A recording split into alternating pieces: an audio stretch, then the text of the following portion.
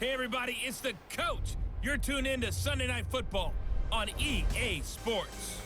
Straight ahead, we've got a terrific matchup on tap between the Baltimore Ravens and the Pittsburgh Steelers. I'll join you again at halftime to look at some of these stats and scores from earlier this afternoon. But for now, it's Sunday Night Football. And on the call, as always, Brandon Godden and Charles Davis. Right at the convergence of the Three Rivers on Art Rooney Drive, we welcome you to Heinz Field in Pittsburgh, Pennsylvania. The scene a few moments ago, here it is. It's unlike any other in sport as both teams made their way out of the tunnel. These folks are fired up as their guys are ready to do battle between the Baltimore Ravens and the Pittsburgh Steelers. With Charles Davis, I'm Brandon Godden. Charles, we look at this Steeler ball club entering play.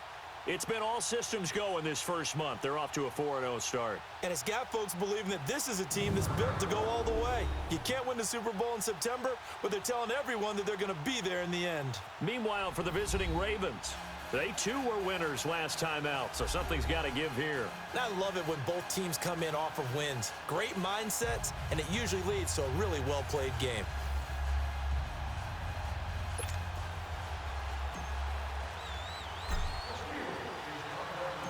The first quarter of the season already in the rear-view mirror, and off we go in Week 5 on EA Sports. And this will be a touchback as that sails over the inline.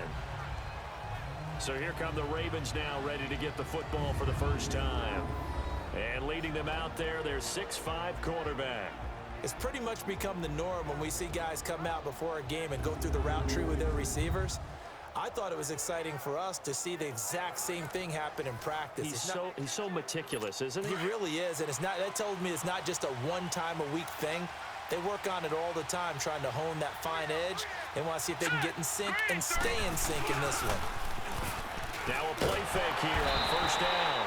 And the Steeler pressure too much here. He's going to go down. So a look here at the key inactives, and we got this list before the game down on the field. They tell us the same thing every time, don't they? Next man up. No excuses. Be ready to play. That's the mantra of every organization. The key is having guys on the roster who are capable of filling in and playing at a high level. That's when you know you've drafted well, scouted free agents well, and stocked your team just the way you're supposed to. He's going to let this one go deep. So the long attempt falls innocently to the ground, and it brings up third. And this O-line, it is the lifeblood of the offense. They establish the tone. Mean, nasty, physical. They can't wait to get after people. That allows the rest of the offense to feel confident. And I don't think this is the script they had in mind for their opening drive. This is 3rd and long. All right, here we go. From the gun, Moses. He rifles one that's intercepted. Picked off at the 23. And he's in for 6 and a Steeler touchdown. Now remember, this is the #1 defense in the National Football League. There's a good example of why. Shows that they set an aggressive tone, not just stopping the run, not just getting after the quarterback, but the ball's in the air. They treat it like they're the receivers, and they went after that one and took it all the way. On for the extra point, Jake Elliott.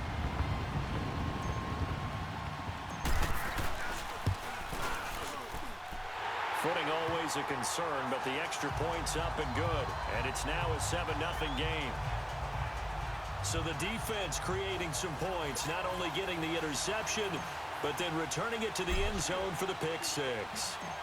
So they'll get another shot on offense following that pick 6. And now the kick is away. And this will not be returnable. It's out of the back of the end zone for a touchback. And now Baltimore gets set to take the field. Here we go now. Boom, landed. Throwing after the interception. Moses. Into double coverage, and it's intercepted. Picked off around the 37. And his guys are going to get the football at the 37-yard line. And Brandon, the passing game for both of these teams is going to be affected as the game goes along. It's not looking like the rain's going to let up anytime soon. So that might mean a few more wobbly passes and wide receiver slips. And this one winds up getting intercepted.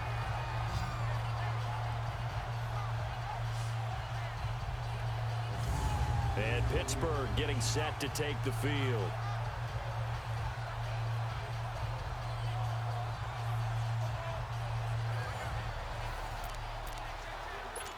Line of scrimmage, the 37 on 1st and 10. Come on, let's go. What, 90? Tennessee is 5-0. They finally break their Buffalo Sabres like streak of missing the playoffs. Right through it and brought down, but not before they're inside the 25. It's a Pittsburgh first down, a gain of 13. Charles, they won last week despite him not running the ball well. They told us need to get him going. Runs like that help. And they talked to us about leaning on him because, as you noted, last week they didn't have to. Still won the ball game. They leaned on other people to give them the yardage that they needed, but they really want him to be that guy, and that's what they're doing early in this game. Now, meanwhile, a pass that should have been intercepted, but it winds up falling incomplete. And that's one he's got to be happy to have back. There wasn't a hole open in the zone. You'd have to think on early downs like that first down there, need to be a little bit more careful. Yeah, fortunately for him, got a couple more downs to play with. And he'll be brought down somewhat awkwardly here, and a late flag as well. I think this one's going to be a face mask. Personal foul, face mask, defense. Officials so cognizant of that call nowadays, but that one looked pretty easy. Yeah, you're right. They took out of their hands having to wonder whether it's a 5-yard or a 15-yard inadvertent or not. Now, it's a lot easier. You see it, you call it. Here we go. Brand 38. Brand 38. Now they'll throw here out of the gun. Got his man. It's caught for a Steelers touchdown. In for the score, and the Steelers are going to add on to their lead. Well, that's about as quick of a passing touchdown as you'll ever see right there. Everyone has a section in their playbook called the quick game. That was a super quick game. Out of the hands of the thrower, bam, right to the receiver, successfully for a touchdown. How in-depth is that quick game part of the playbook? It's pretty in-depth because people want the ball in the hands of the quarterback into the playmaker's hands downfield as fast as possible. There are a lot of plays, a lot of options involved with that. Elliott now to kick this one away. And that'll carry over the back line of the end zone for a touchback. Here he is, the man taking the snaps under center, heading out for the next possession. And he'll need to find a way to shrug off the opening drive, if you can even call it a drive. One play and an interception, so he's got to forget that. I know that in today's football, we have a good number of coaches who don't look at time of possession the way that the old school guys did. But there's still a place for it. And I think that on this drive, after having thrown that interception, they're going to want to eat up a little bit more clock and run some offense and give their defense a little bit of a break. No gain on the play. It'll be second down. We take a glance now at the starters on the defensive side of the ball for Pittsburgh. It's quite a unit, that's for sure. Number one in the NFL against the pass. And it's really difficult to prepare for this team. This is the #1 overall passing team in the NFL, but it shouldn't be hard to get excited about playing against them. The ultimate test going against that unit. And that's why you and I are excited to broadcast this game. Yes, sir. They had the run for no gain. Now they'll try again from the 25 on 2nd and 10. Here we go now. 3-19. Looking to throw on 2nd down. Moses. Pressure comes and the Steelers take him down. Well, someone's been up to the task so far in this game. They are already up a couple of scores, Brandon, and guess what? I think they're just going to pin their ears back now and get upfield and get after the quarterback. Been such an impressive first half to get that lead. Oh, the pressure too great, and he goes down once more. Well, that was their 3rd sack of the ball game. 2nd in the league in sacks coming into this one. They're planning on making it a race to the top, aren't they? Absolutely. They're looking up at that top spot, but they might be looking down at the 2nd spot pretty soon. Oh, and now he bowls him over. 8 yards on the return following a punt of 41. And the Steeler offense, they're set up nicely as they take over. And Pittsburgh getting set to take the field. And for them, a touchdown their last go-around. Obviously, they'll be hoping to do that again. And when you start plotting for this drive, when you start thinking to yourself, okay, what are we going to do? You don't go away from what you did before because that worked, but you have to be prepared for wrinkles and counters because you know they'll make some adjustments. And he gets this inside the 35-yard line. That one good for 14 yards and a Steeler first. And a good quarterback facing Yep, zone I have so many coverage. wide If he has just a receiver little bit of injuries. time to survey Now the down scene, to that's our what's gonna sixth happen. No string doubt about it. If receiver there's no being pressure, he's going to continue to pick them or getting apart because receptions. he'll have I all mean, the that sixth string time to receiver find is still someone better than open the downfield. first He can receiver only on cover most for so teams, long. but that's not the So point. maybe they want to go to a zone blitz scheme, get a little bit more pressure. Remember when Carolina did that against Denver? They lost the game ultimately. They dropped the defensive end out, and he ended up with an interception in that game in Super Bowl 50. Maybe some sort of scheme like that to try and get more pressure at the passer. Come on, let's go. What? 90. And 2nd and 10, he'll look to throw again. And his throw is incomplete. You're down 2 touchdowns. You just know defensively you absolutely have to come up with a big play. That nearly was one right there. Looked over at the sideline immediately after the drop and just saw the dejection. They felt it. They thought he had it. Unfortunately, couldn't come up with it. On 3rd down, he'll drop to throw. Got his man complete over the middle. It's McKinney. And brought down, but not before they're inside the 25. His first catch of the game, good for 11 and a first down. A pretty sizable deficit here in the first quarter. This defense probably need to get off the field in those situations on 3rd down. And you and I both know in this huddle before that last 3rd down play, that's exactly what they talked about. Let's make a play. Let's get off the field. Let's reverse the momentum. Instead, they got hit with another first down, almost back to the drawing board. Credit him with a 1-yard gain there to make it 2nd and 9. They tried a quick hitter inside, but that one was swallowed up because what they're hoping, those big defensive linemen will take the bait and move laterally and open up a crease that they can run through. Didn't happen on that play. And he'll be hit as he releases it. And They did not expect to have that thrown at him. He was like, how well can we stay all with these done to me? receivers if we're in Whoopsie. man coverage? Because he just did it on that one, forced the incompletion. That allowed him to get bolder with his pass rush, won't it? Absolutely frees up your guys elsewhere. Back to throw. Nowhere to escape, and he goes down. Well, competition comes up in so many different ways. And right now, this unit, their competition is who's going to get to the quarterback the most times. Had about 5 sacks last week. We just saw their first one of this game. Back with Charles Davis, Brandon Gaudin. It's Steeler football to begin quarter number 2. They are, however, facing a 4th down I situation. knew this was going to happen. Just knew it. Still too late. And that is not going to get there. Oh, he missed it short. It's no good. I tell you, it's not easy kicking field. And now Baltimore gets set to take the field. And down on the scoreboard, certainly needing to avoid what happened on the last drive, punting the football. Sense of urgency has to take over for them here. They know the score. They know the situation. And by the way, the punter no longer exists for their offense. That's how they have to treat this drive. They need points. Big time. We just saw another example of how the defense is winning this game. Really at the point of attack, the offensive line's just getting pushed around. I think now as a play caller, you got to give them a little bit of help. Maybe keep your tight ends a little bit more. Maybe the running backs help you a little bit. And the Steeler pressure too much here. He's going down. The amount of sacks that they've absorbed in this game is absolutely extraordinary. Let's just face it. This offensive line, flat out, cannot handle this pass rush. It's been demonstrated time and time again.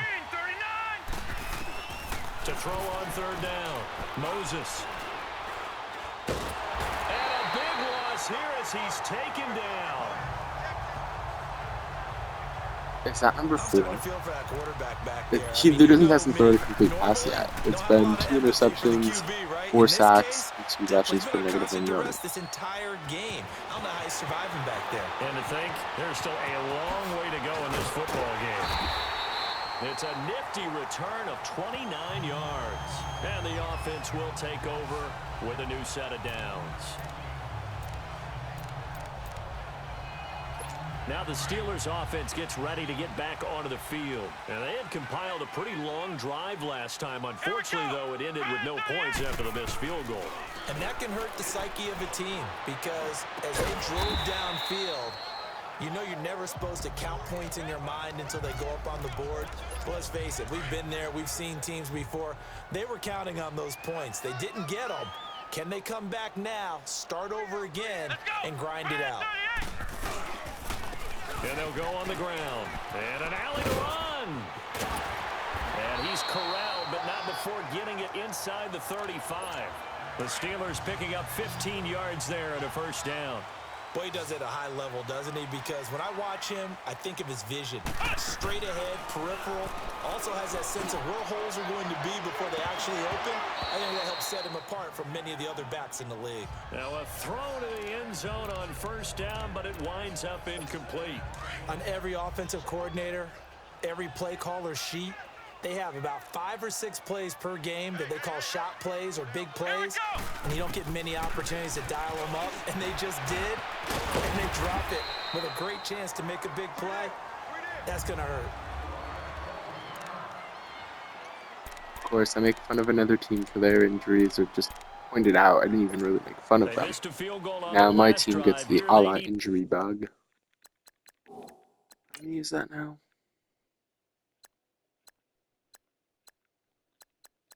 Don't I have someone out? No, I'm missing someone.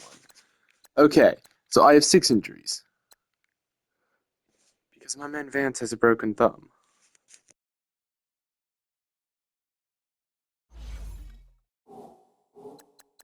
Something to even get into field goal range on third down. Here we go now. 3-19. 3-19. And here comes throw number 1 for the backup QB. It's a short one here, complete to the tight end. 5 yards is the pickup there as that extends this drive. The front office all smiles when the ink went dry on this new contract. Not only them, how about the coaching staff? Because oftentimes the front office and the coaching staff may have different opinions about the value of a player. I think everyone was in sync on this one. He's a guy that they needed to keep. 3-19. Back to throw now on first down. Shoves him away. Throw left side complete. It's McKinney. And now running right through it. And they are able to stop him, but he does take it all the way to the 2. And a nice gain of 21 yards.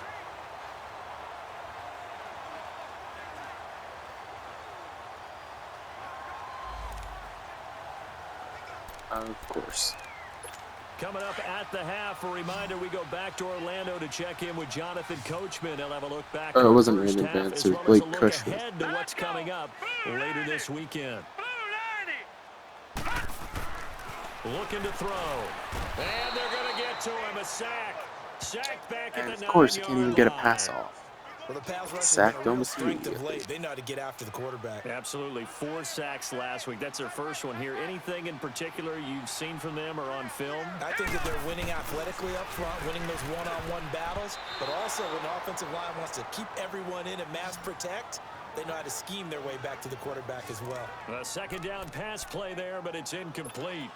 A missed opportunity for an interception would have killed off a drive. They had a chance there to finish things off, didn't get it done. I guess that's why a lot of those guys do not play offense. They'll drop to throw. And he's able to get this down to the 5-yard line before he's out of bounds. They're able to hold him to 3 there, and that leads to a 4th and goal. One thing you're hoping for when you run drag routes, you're able to hit a receiver in stride, and he can pick up a lot of yardage after the catch. But in this situation, the defense was effective, able to stop him before he could get a good head of steam going. And for the second time tonight, this field goal unit comes out here. From the right hash here, should be an easy one. And Elliott puts this one through. And the lead will grow. It's now 17-0. So he gets a shot at atoning for the earlier miss here in the first half and able to knock it through. And what a relief for him, don't you think? Because how many games have we done where kickers missed one early and never gotten a chance to atone for it the rest of the game? That's a lot to carry around. And he'll take this across the 25, couple extra yards, up to the 27-yard line. A look at the running back, the man out of the backfield as he gears up to go again. And for him, it's been pretty limited involvement. Down on the scoreboard, maybe time to turn to this guy. And you know me well. Winning games to me means starting with the running game and continuing to press the running game. Maybe you go away from him a little bit now, but bottom line is he hasn't touched it enough to make a difference. Well, they haven't established that running game yet. The question is, will they? 5 yards on the catch there, brings up second down. To throw on second down, Moses. And for the third time here in this half, it's intercepted. Picked off around the 41. And this return is going to be halted right around Has the he thrown a 28-yard complete line. pass or even an incomplete pass yet? Or is he just overthrew with 3 interceptions? Oh no, he did throw a complete pass. I don't know how I've already spaced about that. 1 for 5 with 3 interceptions. Oh, that's bad. First half alone. Again, another great read defensively, and you just see him get in the right position to make the play and get his guys the football back. Set. 3-19. 3-19. They'll come out throwing here on first down. Looking for the hit, and caught in the end zone. Touchdown, Steelers. A great effort there. His 11th touchdown of the year. And the Steelers find a way to stretch their lead. And that was really just a great battle for that football on both sides. The result is a touchdown. Ordinarily, I'd like to say it was a win-win, but it really wasn't because the defender, while he was there with excellent coverage, he didn't get the benefit, did he? But he's not going to get chewed up in film session, will No, he? he was right there. They'll tell him, okay, of course you need to knock the ball away, but they won't be too upset with him. He did his job for the most part. This will be fielded at the 6. And he'll bring it a few past the 20 to the 23-yard line. Now the Baltimore offense heading back out onto the field. Typically down in the first half, I might say, oh, you at least need a field goal out of this drive, but they're down to the point where they need a touchdown, don't they? Yeah, normally, you know me. I mean, you've been around me for a while now, right? Unfortunately. I'm sorry about that. But normally, I'm the one preaching patience. Yeah. You know, take your time. First half, you still got a chance. I think they're out of patience here. This has to be a drive that gets a touchdown. So if you're the play caller, you're going to that portion of the sheet that says big-time plays, specials, anything you can use to get yourself back into it. Now the Ravens going to use one of their timeouts as the clock's going to stop with 47 seconds to go in half number 1. On third down, Moses. And this is going to be incomplete. How was that? Certainly looked like they were getting ready to convert there on third down, but what an effort to get his hand on that one, knock it away, and brings up a fourth down decision. This is fielded at the 7. A terrific return there, 27 yards all told. The Steelers offense now, they get ready to head back on the field. And they're hoping to redo their efforts in the last drive when they got into the end zone. And just think of what it's like now on the sideline, because when you score a touchdown, you have to go over and look at the tablet and see what you did on the last drive. When you scored points, it's a whole lot better view than when you're trying to figure out how to fix things there. And that one goes incomplete. They tried something out of the bag of tricks, but it's incomplete and now second down. Here we go now. 3-19. Now he'll look to throw here on 2nd and 10. Looking left side, and he's got a man. That's McKinney. And he'll get up to the 43-yard line. And they'll get 9 there as that sets him up better for third down.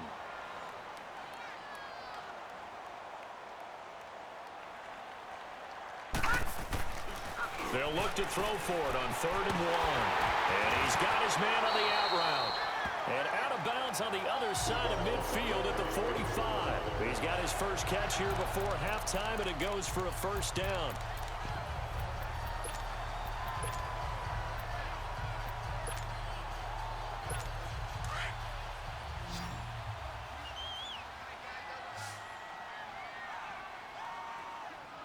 Set. Green. They'll throw now on the final play. It's incomplete. Took a shot, couldn't connect. So we reach halftime here in the Steel City with the Steelers on top. As we'll head down to Orlando, that's where we find our man Jonathan Coachman at our EA Sports Halftime Report. Coach. Okay, Brandon, thanks very much. Welcome in, everyone, to our EA Sports Halftime Report. Let's get you caught up on what's going on around the NFL.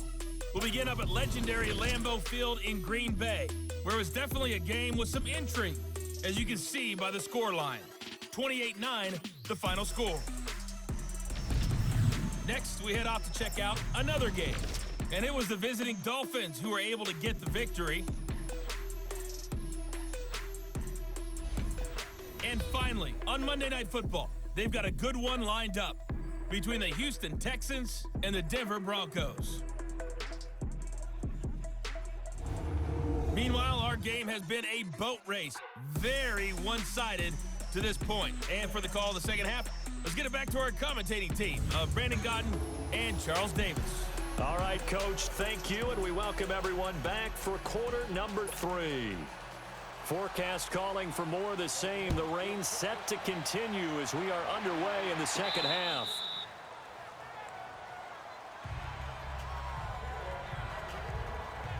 The Steeler off.